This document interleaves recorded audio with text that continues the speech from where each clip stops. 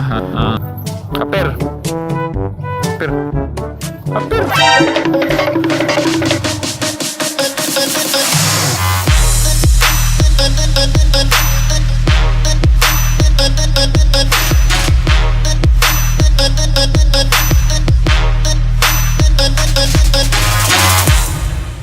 Bubu.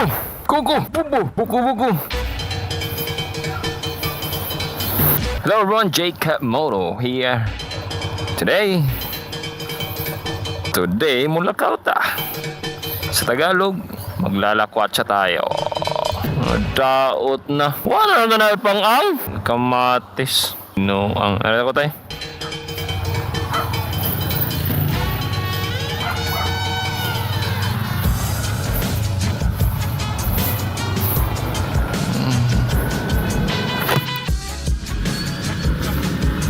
I'm still configuring my mic. I'm testing this out. So this is my 7th moto vlog, and hopefully my mic is doing better this time.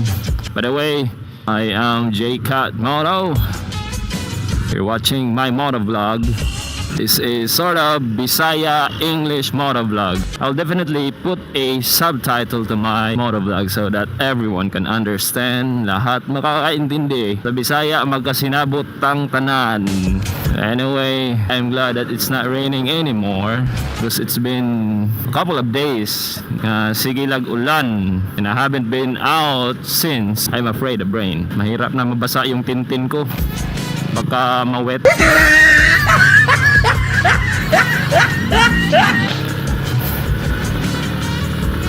So, kinabitawang ka nag-PMS. You know what's PMS?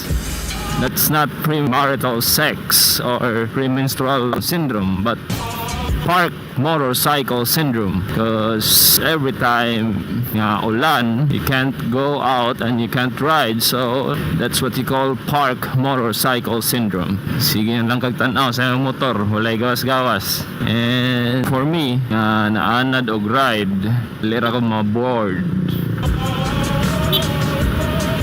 If you've been here since you've watched my motorcycle registration problem video, which I posted last week, so there were people who commented that it's not right for you to complain about that because it's LTO's problem. As for myself, I will tell you that it's not LTO's problem, but rather it's the dealership. But one thing that I should mention that I forgot to mention, please do not abuse such thing or such complaining. If you just bought your motorcycle for like about a week, or 2 weeks, 3 weeks, then wait at least 1 or 2 months or 1.5 months. And if nothing happens, then you can start complaining. Be considerate enough. Use your common sense. If you just bought your motorcycle and then you just complain right then and there, no, that's not the right thing to do. So that's it. That's the one thing that I haven't mentioned in that video. Other than that, there were a lot of people commenting about their plates. Bakit wala pa daw plates? Hindi po plato ha. Plates na plaka. All we have is temporary plates, right? Well, let me tell you something about that. As what I've read or what I know, based on my research, since 2014 or 15, nagka-TRO ang LTO. There were 8 million plates under TRO, which is temporary restraining order, so meaning can't be released to the public yet. So if you were unfortunate enough who bought your motorcycle on that year 2014-15 onwards, then you're like me. Pareho lang tayo, Brad. I also do not have my plate here. I'm still using an improvised plate. It's not the plate that should be provided by the LTO, but I have no choice. One good thing about it, although you don't have plate, as long as you have certificate of registration and the original receipt or ORCR on your motorcycles, then you're fine.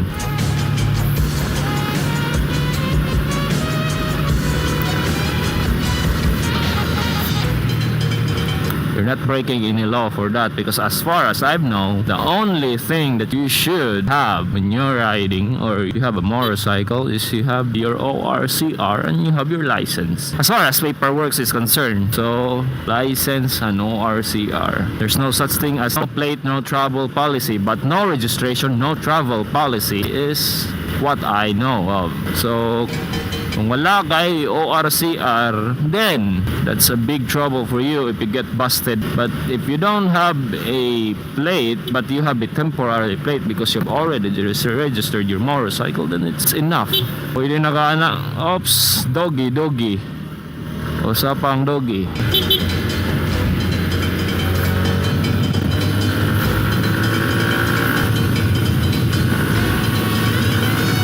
What the heck? Kita mo to. What? Wait, klaro. I don't know if it's a chicken or a bird, but definitely it was something big, bigger than the usual sparrow or goryon in Bisaya. Anyway, it's already 4 p.m. or almost 5 p.m. so it's getting dark. Takbong sabi lang ta karon, hinay rin taon ta. We're just enjoying the hopefully a better sunset today compared to the last few days, which is rainy. So we don't really have a sunset yesterday or the days before it. So I'm also challenging myself. If you can get someone to ride, we'll check Lintaon out. It's Lintaon Peak in Baybay. Maybe there are people going to Lintaon and we can try to challenge someone, a complete stranger, to ride. I brought an extra helmet with me just in case. The last time I was here, nakurat ko, yay.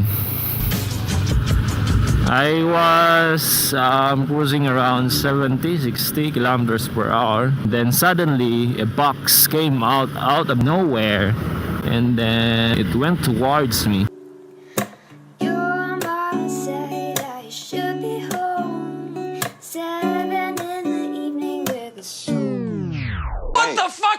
Nindot na unta, mubangking na unta ko. I was supposed to win my bike, but then again, I was surprised when a box came out of nowhere.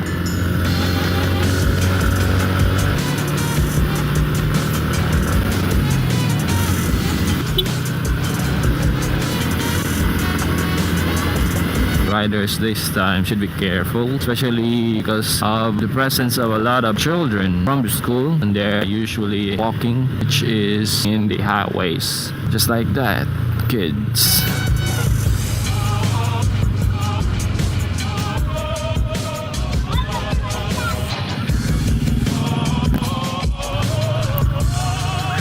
Anyway, I will be taking you with me in Lintaon Peak. I will let you see a glimpse of it, although I may not go inside anymore because I've been there a couple of times already. So I still haven't seen people going up.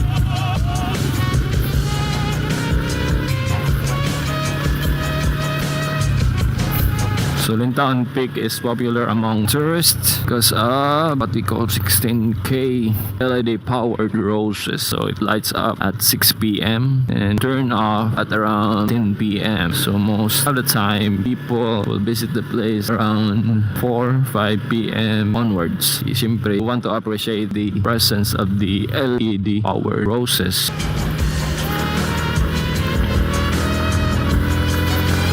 He also made a video of my friend proposing to his girlfriend 2 weeks ago. Make me the happiest person in the world today. Can you marry me? Hello! And it was a surprise proposal. I will link the video in the description. If you have time, you can check it out. So we're almost in Lintaon Peak, maybe around 2 kilometers away.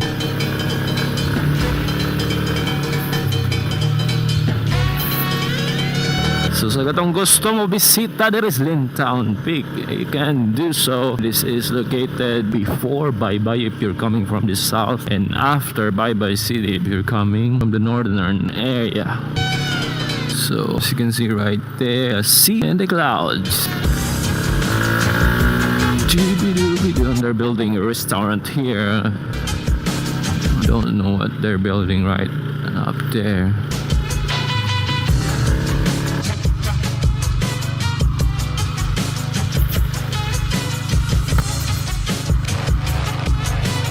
So this is Lintaon Peak right there. Muna siya diha ang Lintaon Peak.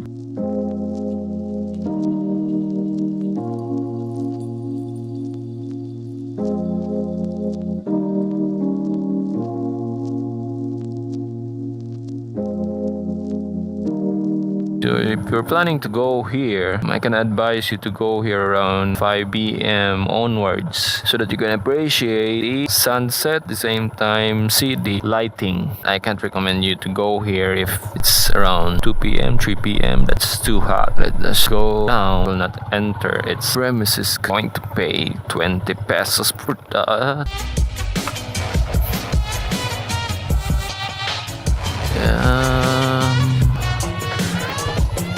Let's go ahead. Wala stranger in the night.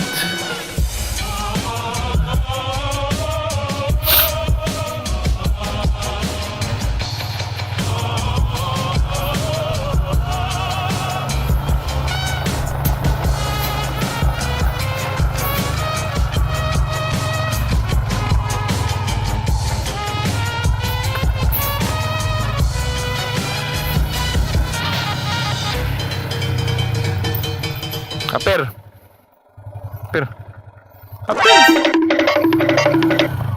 Tama, Aper. Kaya Aper. Ikaw. Bye-bye.